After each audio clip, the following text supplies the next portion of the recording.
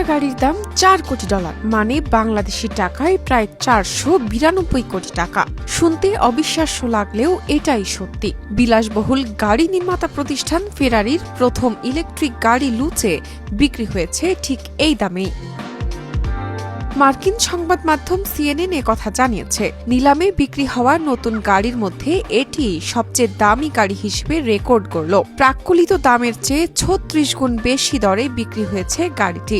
বিশেষভাবে তৈরি ফেরারি লুচের চ্যাসিস জিরোর জন্য রেকর্ড দর হাঁকেন একজন ক্রেতা, যার নাম প্রকাশ করেনি নিলাম প্রতিষ্ঠান।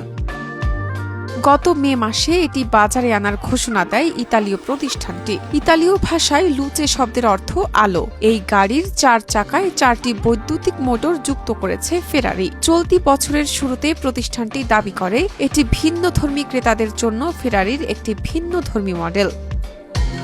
মোটর গাড়ির নিলাম প্রতিষ্ঠান RM সোথবি জানিয়েছে, চ্যাসিস জিরোতে মুক্তার মতো বিশেষ আধা চকচকে ফিনিশিং ব্যবহার করা হয়েছে, যার ফলে গাড়ির বাইরের অংশে আলোর মাত্রা অনুযায়ী এর রং বদলে যায়। আলো পড়লে রং সবুজ থেকে বেগুনিতে পরিবর্তিত হয়।